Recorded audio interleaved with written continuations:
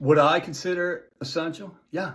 Yeah. I mean, I'm a little biased, right? I'm one of the directors of the Safe New York movement. So, but, if you're a restaurant or a bar or a hotel in New York City, you want your rights back. You want your profits back. You want to eliminate closures and curfews and, third party apps. You take control of your money and your business. Yeah.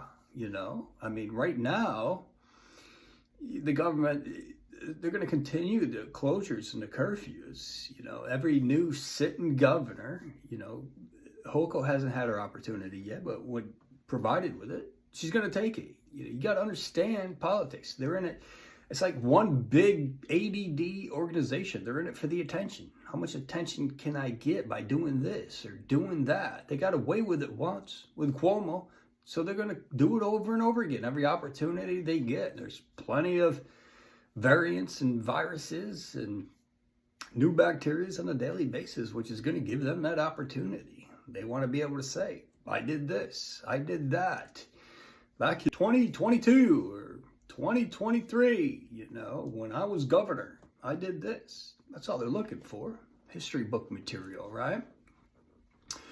At any rate, it's essential. You got to play defense and offense at the same time, right? You want to keep your money. You eliminate third-party apps. You want to stay open. You want to get rid of curfews. You want to find a way around that. Become a member. Fight for your right. If you're one of the safest places to be in New York City, there's no reason to shut you down, right? Doesn't make any sense. They got to make it look like it's sensible, right? During Cuomo, they tried to make it look like it was sensible, claiming that the restaurants and the bars are spreading all these viruses.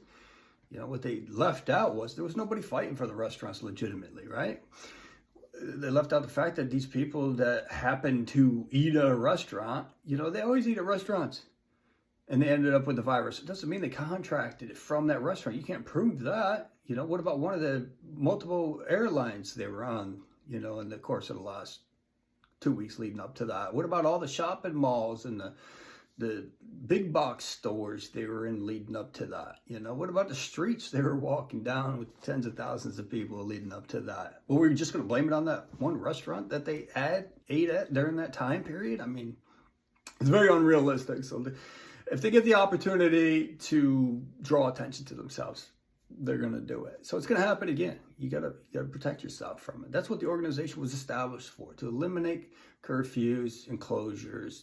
The governor and the government in general still feels like they're in control because they can still shut down those who do not participate. And by highlighting it and agreeing to it, they can say that they put that into action, right? It was their idea to say, if you're a member and you meet these minimum requirements, then you can remain open during these times. So you got to feed their ego at the same time. And that's what we're doing.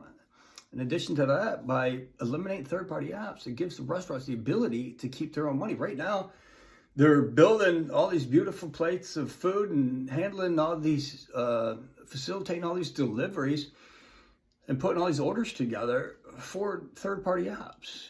And they're making all the money. They got a higher profit margin than the restaurants do. They're making hundreds of millions of dollars, some of them well into the billions of dollars. You think these restaurants are making that? Not even close, right? So the restaurants are working to pad their pockets. They're giving away all their profits to service their own customers. So if you eliminate the third-party apps, that crutch, give the restaurants their own app, it's a done deal. I mean, it's a no-brainer situation. So yeah, it's essential, Everybody wants to keep their own profits, especially when they work that hard for it. That is hard work. That is manual labor involved there. A lot of these restaurants, most of them, are mom and pop organizations, right? They're not run by large corporations. They're putting their own blood, sweat, and tears into this. They're building their own reputations that these people are ordering these foods from. They're not ordering the food because it's on this app, because the app has a good reputation. They're ordering the food because they like it and it's coming from a reputable restaurant who has built this reputation over a nominal amount of years or decades. That's why they're ordering it. The app just gets it to them.